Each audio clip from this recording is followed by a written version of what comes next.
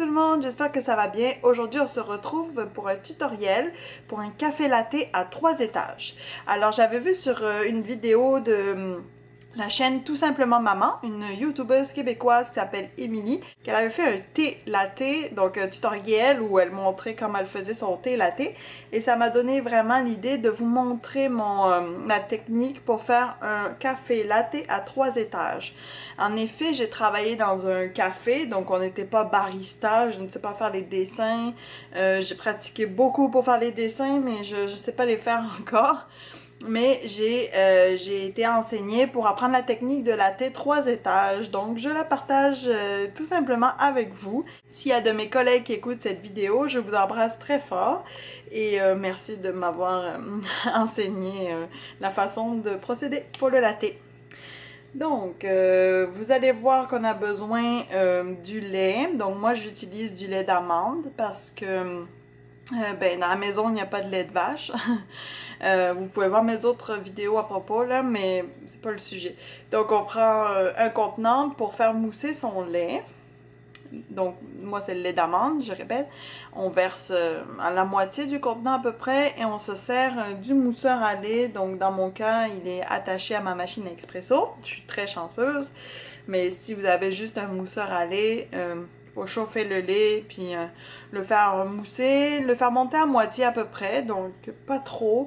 Il faudrait avoir 3/4 de lait chaud et 1/4 de mousse. Ça serait le mieux.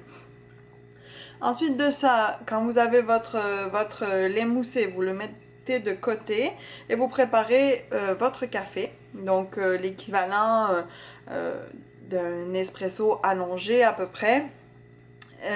Après, vous versez votre lait dans un verre. Donc, il faut idéalement un verre ou une tasse en vitre pour qu'on voit évidemment le 3 étages. Et il faut que les parois soient droites. On ne peut pas avoir comme un pot maçon, c'est pas possible. Parce que vous allez voir que la manière dont on coule le café, c'est plus facile. C'est plus facile si les parois sont droites.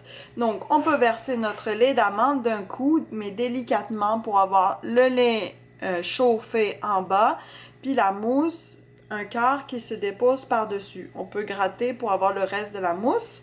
Dans mon cas, je lave le contenant et j'utilise le même pour mettre mon café.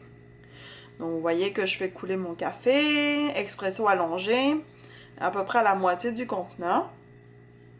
Une fois que mon café est fait, donc j'ai mon lait qui a reposé dans mon verre. Donc on coule le café le long de la paroi du verre. C'est le plus important pour séparer le lait de la mousse. Donc on y va très délicatement. Faites bien attention que ce soit un geste au complet. On ne s'arrête pas entre les deux parce qu'on ne veut pas que ça se mélange. Donc on verse tout notre café le long de la paroi. Et une fois que c'est terminé, on voit bien qu'il y a une séparation entre le lait chaud et la mousse.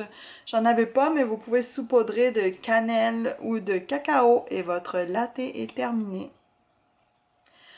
Alors voilà, j'espère que vous avez aimé mon tutoriel de café latte. Si vous le faites, vous pouvez toujours m'envoyer une petite photo, ça me fera très plaisir. Si vous avez aimé ce genre de vidéo, vous pouvez mettre un pouce bleu. Si vous n'êtes pas abonné et que vous aimez mon travail, n'oubliez pas de vous abonner. Et on se revoit dans un prochain vidéo. Bye tout le monde!